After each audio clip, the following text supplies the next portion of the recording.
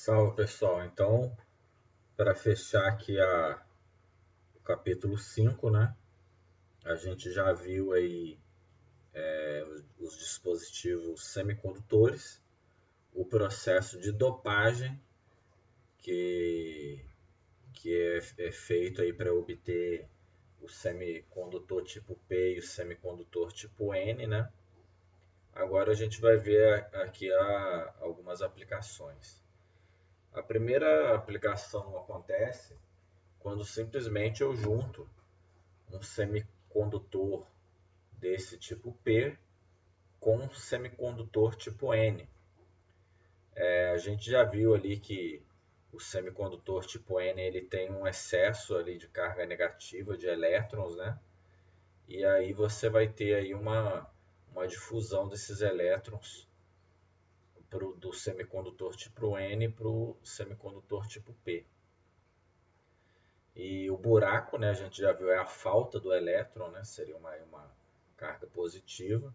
Você teria uma difusão dele do semicondutor tipo P por semicondutor tipo N. Aí o que acontece? Essa difusão dos elétrons aqui no semicondutor tipo N, essas cargas negativas saindo, ela provoca aqui uma região ionizada, né, que é chamada de zona de depleção, justamente aqui no contato entre os dois semicondutores, né, o N e o P. Então, aqui vai ficar no semicondutor tipo N positivo e de forma contrária, né, no semicondutor tipo P vai ficar negativo. Né? Isso daí acontece devido ao semicondutor tipo N perder carga negativa aqui, né? E, e o semicondutor tipo P ele perder carga positiva, ficando negativo. Então isso daí vai gerar um campo elétrico e vai gerar uma corrente, que é chamada de corrente de deriva, né, que é uma corrente associada aqui a essa zona de depressão. E eu vou ter a outra corrente que é associada justamente ao semicondutor tipo P e ao tipo N, que é a corrente principal, né, chamada de corrente de difusão. Então eu vou ter aqui duas correntes. E aí tudo vai acontecer, né, de acordo com a polarização que eu colocar. Eu posso favorecer essa corrente de difusão ou favorecer essa corrente aqui de deriva, que é na zona de depleção. O nome disso daí é junção PN, né? Que é quando eu pego um semicondutor tipo P e conecto ali num tipo N. Isso daí é a base do chamado diodo. Né? O diodo retificador é o diodo mais simples, né, que existe. Aqui é o símbolo dele, né? A gente aqui só está vendo mesmo o princípio de funcionamento. A gente não vai estudar dentro do circuito, né? Como funciona e tal. Quem é de engenharia de computação, por exemplo, vai estudar a fundo, né? O diodo, o transistor, né? Aqui a gente só vê um curso de física básica, o princípio de funcionamento mesmo. Aí o que acontece, né? Depende de como você vai polarizar. Se eu colocar uma polarização favorecendo o mais aqui da bateria, né, no semicondutor tipo N, né, eu estou favorecendo a corrente aqui de deriva, que é essa corrente aqui da zona de depleção. Porém, se eu colocar aqui uma polarização que é chamada de direta, né, colocar aqui o mais da bateria no semicondutor tipo P, né, aí eu estou favorecendo a corrente principal, né, que é a corrente de difusão do diodo. Né? Então aí eu tenho a corrente, eu favoreço a corrente direta, né, do diodo. Então, dependendo da polaridade que eu coloco aqui, eu favoreço uma corrente ou não. Repare que a corrente de deriva, ela em geral, ela vai acabar sendo pequena, né, a corrente líquida, porque eu vou subtrair aqui uma da outra. A corrente líquida ela vai ser bem pequena, que essa seria essa I aqui, né? Seria a diferença da corrente de deriva com a de difusão. Já na polarização direta, que é quando eu ponho mais no P, aí eu vou ter uma corrente líquida grande, porque corrente de difusão ela cresce bastante, né? A de deriva fica na mesma ali e a corrente líquida é grande. Então, quando eu polarizo um diodo na forma direta, eu vou ter uma corrente boa, considerável.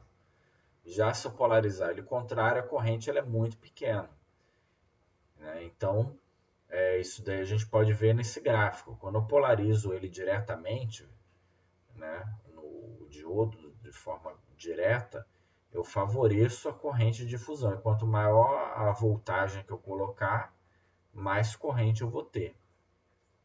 Já se eu polarizar ele ao contrário, a corrente, eu vou ter corrente, mas muito pequena, né? Praticamente não tem corrente. Ela vai aumentando, né? Se eu for aumentando a voltagem reversa, né? Só que também existe um ponto de ruptura, né? Nesse ponto aqui de ruptura, se eu colocar uma voltagem contrária muito grande, então no diodo, o diodo não aguenta segurar a corrente. Aí né, eu vou ter a chamada corrente de avalanche, que é quando eu pego o diodo e jogo uma polarização contrária nele e põe uma polarização muito alta, né? Uma voltagem, um valor muito alto, reverso, aí ele vai ter alcança esse ponto de ruptura e aí eu vou ter uma corrente grande, que é a corrente de avalanche. Dentro de um circuito, basicamente, então, o diodo ele vai fazer isso. Ele vai permitir que a corrente passe num sentido, só que no sentido contrário, ele não vai permitir, né? Então você vê aqui que ele passa por aqui. Agora, se eu inverter aqui o diodo, né, inverter na polarização, a corrente é praticamente anulada. A corrente ela vai ser muito baixa, né? Então isso daí é chamado de diodo retificador, porque ele pode cancelar a corrente num lado do circuito, porém permite a de outro lado, né? Então ele retifica a corrente. Uma corrente que é alternada, por exemplo, essa daqui, o diodo retificador ele vai eliminar os picos reversos, né? E aí eu vou ter uma corrente contínua. Ela não é constante, né? A gente vê aqui, né? Ela não é constante, ela sobe, desce, só que ela não reverte. Não é uma corrente alternada a mais, porque eu não vou ter corrente no sentido contrário. Por quê? Porque o diodo não deixa passar, né? Então isso daí é o processo de retificação. É um processo de transformação de corrente alternada em contínua. E isso daí é simples, com um diodo simples, um simples diodinho. Aí, né, o cara que é da eletrônica aí, ele vai montar circuitos mais complexos, né? E consegue inclusive aí rebater esses picos para cima, pegar aqui a franja, transformar a corrente ainda em constante, né? Circuitos mais avançados aí você consegue fazer coisas mais interessantes aí com a corrente alternada. Outra aplicação do diodo, né, dessa junção PN, é o LED, né? Hoje em dia muito famoso, né? O LED quer dizer Light Emitting Diode, é o diodo emissor de luz, né? Então o LED aí tem várias aplicações aí na indústria e no dia a dia a gente vê, né? E a quantidade de aplicação aí só vem aumentando, né? Porque o LED aí você tem uma eficiência luminosa muito grande, né? Com pouca energia elétrica você consegue emitir aí uma quantidade de luz aí, uma eficiência muito boa, né? Então o LED também ele é uma junção PN, né? Ele é baseado ali numa junção PN que eu tenho aqui dentro dele, né? Do vidro ali, né? Da cúpula. Aqui eu tenho os terminais onde eu aplico ali a polarização, né? E aí ele vai emitir a luz. A luz ela é monocromática, ela é de uma cor só, né? Então o LED ele só emite luz de uma única cor. O LED vermelho, LED azul, LED verde. Mas a lâmpada de LED a luz é branca, né? Que a branca é a união de várias cores. Mas A lâmpada de LED, né, de luz branca, ela na verdade ela tem vários LEDs dentro dela, né? Ela tem os LEDs ali que juntos ali eles formam a cor branca, né? Então ele tem os LEDs ali que juntos ali eles podem se juntar, né, a luz de cada um e formar a luz branca. Basicamente essa luz do LED ela acontece aqui ali na zona de depleção, né? Quando o elétron ele cai dentro de um buraco, isso aí gera a emissão da luz, né? Ocorre ali a perda de energia que vai através de fótons, né? E esse fóton ele pode ser calculado ali justamente com aquela fórmula aqui a gente usou bastante, que é E igual a 1240 sobre lambda. Essa fórmula ela vem disso aqui mesmo, né? Só que a gente não tem usado, já tem usado já trocando aqui o H, trocando o C, trocando esses valores de constante, né? E passando para eletronvolt e nanômetro as unidades, né?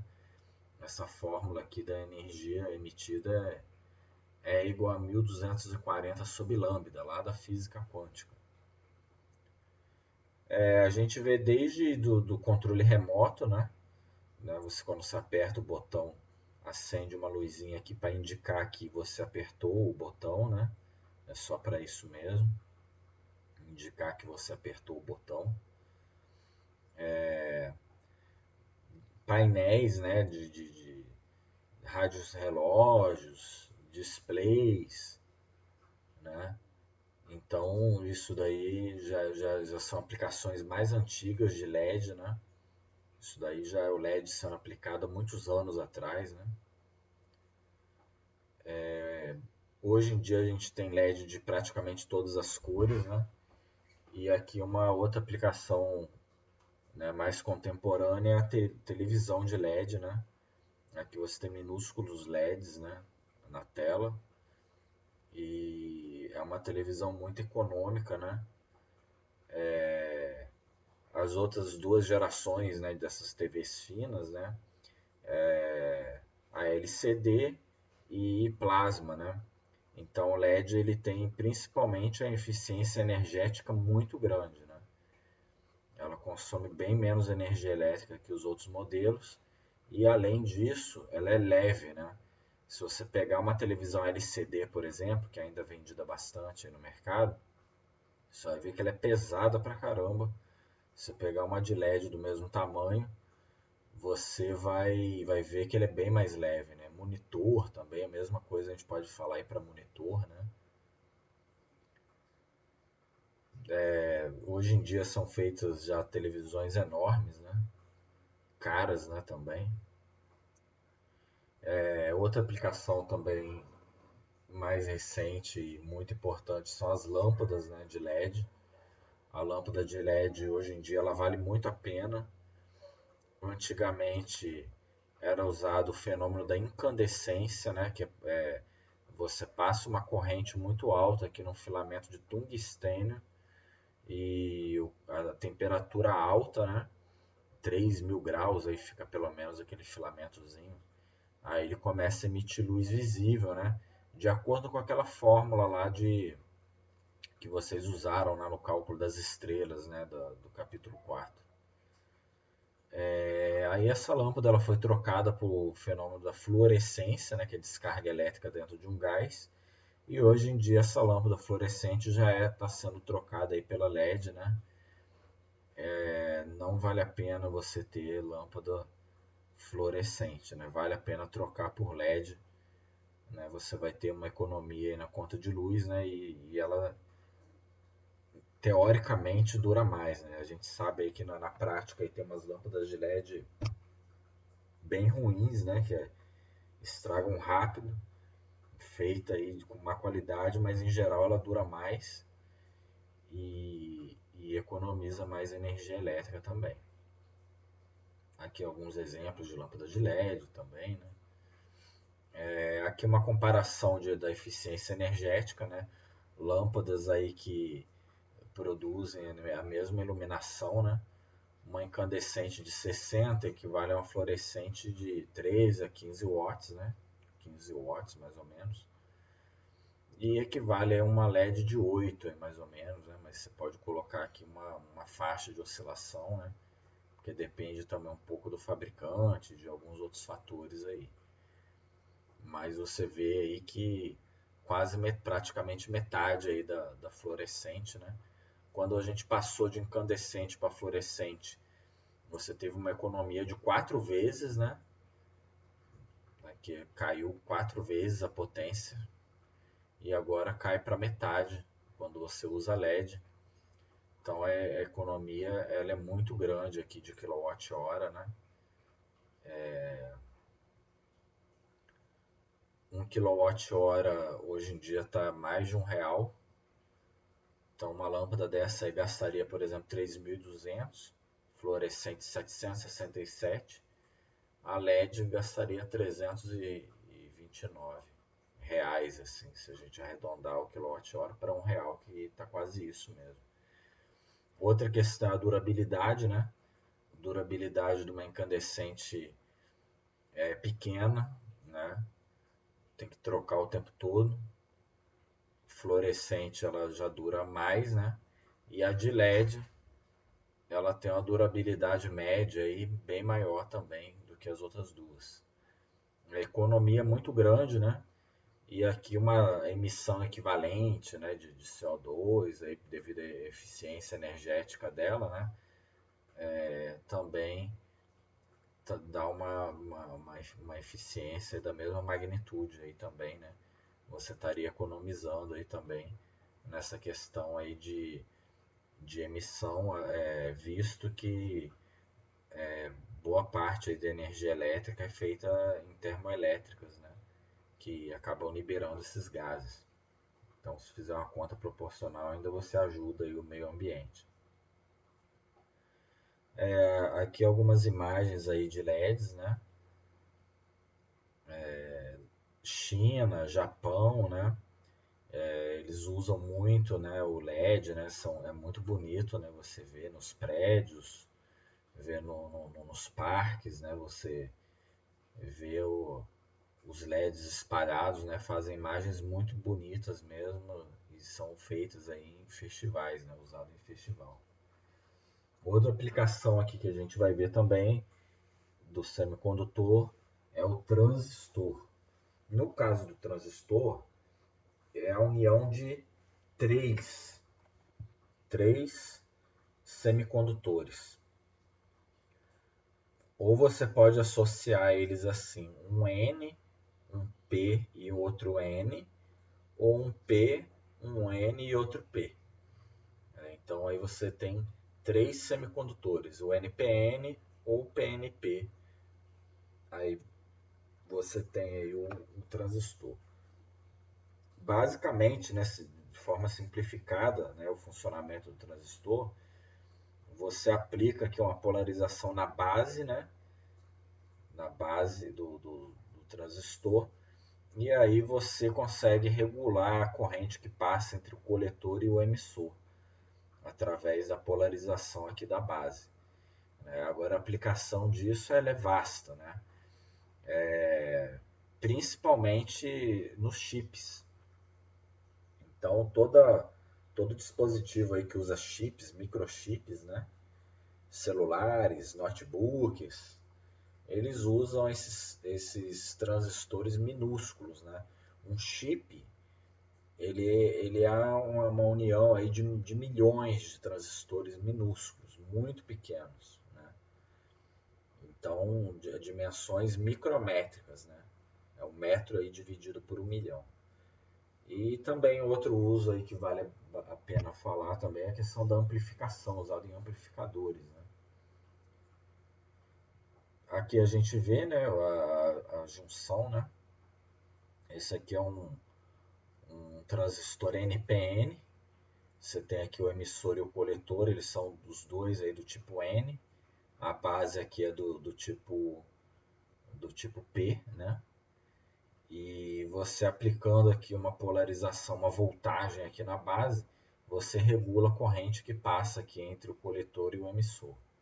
né? Basicamente é isso daí. Isso daí pode ser usado para amplificação, né? Fenômeno aí da amplificação. Isso aí, quem é da engenharia da computação com certeza vai estudar isso aí a fundo, né? Amplificador operacional, vai ver bastante coisa desse tipo, aí, bastante aplicação disso em circuito. Mas aqui foge um pouco do objetivo. Aqui vocês veem um chip, né? Dentro de um chip desse você tem milhões de transistores, milhões, né? Milhões de transistores aí micrométricos, né? Minúsculos. Eles formam um chip que é usado na parte tecnológica, né? Lembrando que o transistor ele é feito de semicondutores, né? Germânio e silício aí são os mais importantes, né? Então, lá nos Estados Unidos, na Califórnia, você tem ali o Vale do Silício, né? Por que tem esse nome? Porque eles mineram silício? Não, porque lá eles usam o silício, né, para produzir os chips, né? E através dos chips fazer aí celulares, né? Fazer computadores, né? Então lá no Vale do Silício é uma área altamente tecnológica, né? E você tem ali ou sede ou filiais aí das maiores empresas aí da Apple, da Microsoft, né? Google, a própria Facebook. Então o Vale do Silício é uma área de tecnologia, né? É uma área de tecnologia e tem esse nome de silício devido ao uso do silício para fazer os chips e fazer todos esses equipamentos tecnológicos aí que a gente usa hoje em dia. E a última aplicação aí que a gente vai ver, né, da aula é o laser, né? Basicamente ele não é um oriundo aí de semicondutor, mas a gente vai falar ele daqui, né, de semicondutores. Está meio relacionado aí com o que a gente está estudando. Então a luz laser ela é bem diferente, né? Ela é formada aí por emissão estimulada, né? Então eu emito um fóton de energia, né? O material ele vai ter níveis excitados, eles vão decair e vão emitir um fóton de energia idêntico ao que excitou ele.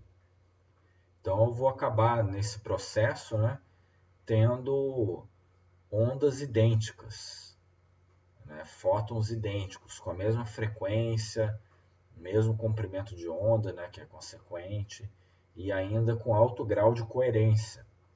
Pico em cima, junto com pico, alinhamento das ondas. Então isso daí faz o laser ser diferente. O laser, como as ondas elas são alinhadinhas, né, e tem o mesmo comprimento de onda, você vai ter o laser de uma cor só, né? Então ela é uma luz monocromática, diferente da luz policromática, que é a luz branca, por exemplo, que é a união de todas as cores. Então o laser não, o laser ele é monocromático. Você tem o laser vermelho, laser verde, né? Laser azul. Só para vocês entenderem melhor aqui, isso daqui é o espectro aí da luz branca e aqui da luz do laser. Então você repara que na luz branca você tem uma salada de fruta, aqui você tem uma bagunça. Você tem aqui comprimento de onda de todos os tipos, amplitudes de todos os tipos, e não tem alinhamento nenhum entre as ondas. Isso daqui é a luz branca. Já no laser, devido a esse processo de emissão estimulada, né, você consegue produzir as ondas ali com alto grau de coerência, os picos alinhadinhos, né, o comprimento de onda mesmo, né? Então isso daí faz o laser, né, ele não se espalhar, ele faz o laser ele poder ter poder de corte, por exemplo, né? Você pode usar o laser para fazer uma cirurgia, para cortar um pedaço de uma peça na área industrial, justamente por causa da emissão estimulada, que faz esses picos aqui se alinharem, né? É uma luz concentrada, né, o laser. Não é essa bagunça aí que é a luz branca.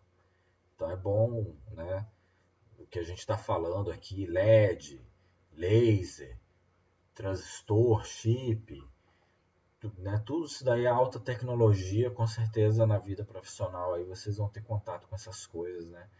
Já tem no dia a dia, né? E provavelmente vai ter aí na parte técnica mesmo.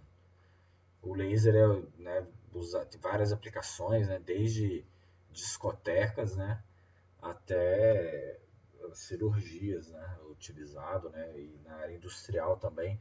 Até perfuração de poço, hoje em dia também pode ser feita por laser, né? Já tem várias técnicas aí de perfuração de poços de petróleo que utiliza laser, né? Isso daí, recentemente aí eu participei aí de uma banca que abordava isso, né?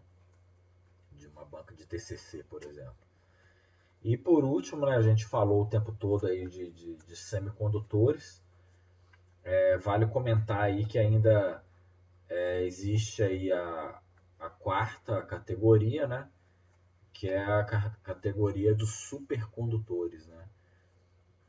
Materiais cerâmicos, né, são supercondutores, né? Eles quando resfriados numa temperatura muito baixa, bem abaixo de 100 graus, 150, 160 graus aí abaixo de zero, aí ele apresenta aí o fenômeno de supercondutância.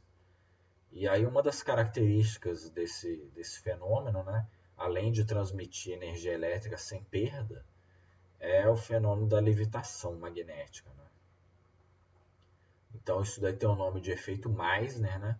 Se você abaixar a temperatura do supercondutor abaixo de um determinado valor, ele vai passar a repelir o magnetismo.